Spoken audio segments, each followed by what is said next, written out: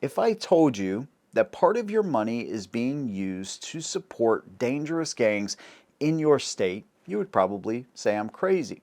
You would also say I'm probably crazy if I told you that the governor of your state refuses to move said criminals. You would think, okay, this guy is off his rocker. But that's exactly what we're going to talk about today, is I'm going to fill you in on what exactly is going on with some mayors and governors who are Trump-proofing their states to basically keep dangerous criminals in your city and defy Trump in any way they possibly can. Now, I want to tell you how you're not only paying for this, but also how it's impacting a lot of people, their families, their kids, everybody. And at the end, of course, I want to hear your opinion. No matter if you agree or disagree, let me know what you think down below. Let's go ahead and jump right in. Now, one of the biggest reasons that Trump just got voted in was because of immigration. It's been an absolute nightmare over the past 4 years. And something we covered a couple months ago was out of Aurora, Colorado. There's these Tren De Aragua gangs that are basically taking over apartment complexes. They're running bribes, they're, trying to extort money, and they're kicking residents out of their homes. Well, after people started talking about these stories, there's other people in the media that are like, well, that's just an exaggeration. It's only in this one place. Well, now we know that that is a complete lie, which is no surprise, to be quite honest with you. Now, it all started in Texas, right? Greg Abbott is like, look, I'm not going to have, a million Venezuelans here that are going to impact all of my residents. So I'm going to send them to sanctuary cities. Well, there's like upwards of 600 sanctuary cities in the United States that basically harbor illegal immigrants, and they say they will not help out any administration essentially to remove these people from their states. Now, there's upwards of like 600 sanctuary cities in the United States. So when we look at the places where a lot of this is being spread to, some of them make sense actually. So California, Nevada, Colorado, of course, Texas, New York City, DC, Virginia, North Carolina, Georgia, Florida, basically in all corners, and it's just kind of spreading in where, now what, a quarter of the United States has confirmed Tren De Aragua gang members and open cases in those states.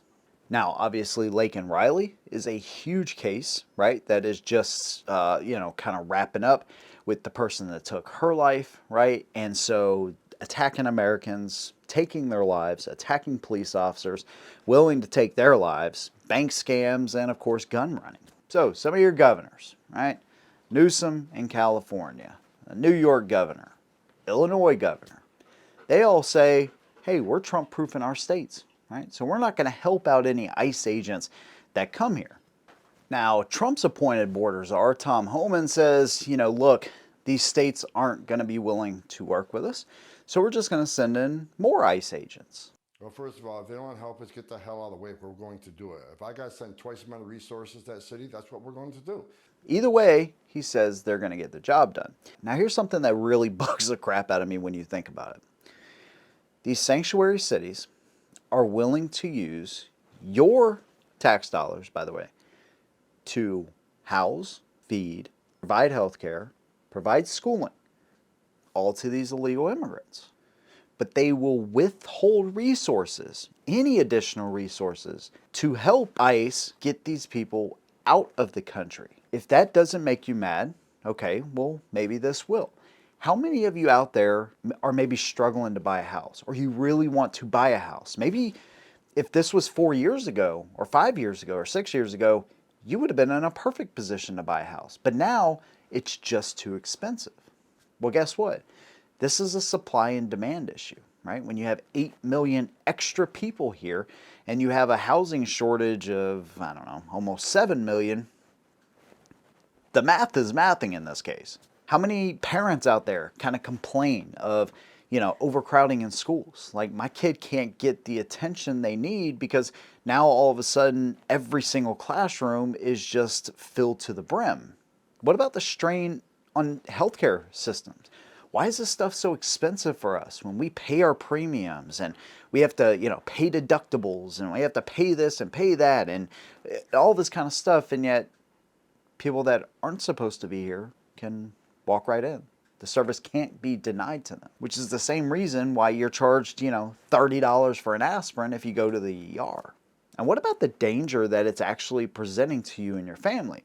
Now, what I would love is that there's somebody out there that has been like really against people owning rifles, ARs, or maybe totally for some kind of magazine restriction. And let's say you have these guys show up to your door. Do I want a handgun or do I want a rifle to be able to protect myself in that case? Well, you best believe I want a freaking rifle. So when Joe Biden says, you don't need a machine gun, you don't need 30 rounds, buy a shotgun. He's not accounting for the fact of the people that live in those apartment complexes in Aurora. Or now in one of these other 16 states where this same type of stuff can happen. I don't know if you've seen these pictures of gang members in New York and other places holding guns, going to door, kicking doors in. This is unacceptable. Now, they're not going to say, oh, well, Tren De Aragua gang members, yeah, of course not, we don't want them. But they're not willing to deport anybody. Out of 1 million Venezuelans that are here illegally now, how many of them are in this gang, right? And Venezuelan crime rates drop by 25%. That's a pretty big jump. We're always the ones that end up paying for this. We always foot the bill for this type of stuff. And finally, we get a president in there once again that says he's going to take that strain off of people so you can buy your home. So hopefully cost of everything will come down. And yet there's still governors that have not learned a lesson from November 5th and understand what Americans voted for. And they're saying they're going to Trump-proof their states and keep these people here. Now, I believe that Trump and Tom Homan and ICE and everybody, I believe that they will be able to secure the border and be able to get a lot of these people out. Will they be able to get them all? Probably not. But at the end of the day, I believe they're going to be able to get a lot of them off. But one thing I want you to consider is having empathy for others is totally fine. But being able to take care of your own family, guarantee their safety, and buy a home and be able to afford anything is the ultimate goal, right? And one thing I also want you to consider too is that if you're not a firearm owner, if you're somebody that just does not believe that you could use a firearm in self-defense, I really encourage you to watch some of these videos from what these gang members are willing to do to you and your family. Go get yourself some training. Get with somebody that makes you comfortable enough to use a firearm, because if these governors still refuse, that means they are willing to have known gang members in your state live amongst you, and those people are more than willing to hurt you or take your life. That is something to consider, man. You are your own protector at the end of the day. But I don't want anybody to forget the names of these governors that are saying they will not remove these dangerous people from your city. There you go. That's my opinion. Now, of course, I want to hear yours. No matter if you agree or disagree, let me know what you think down below. If you like what I do, consider subscribing. See you in the next one. And as always, hold them down.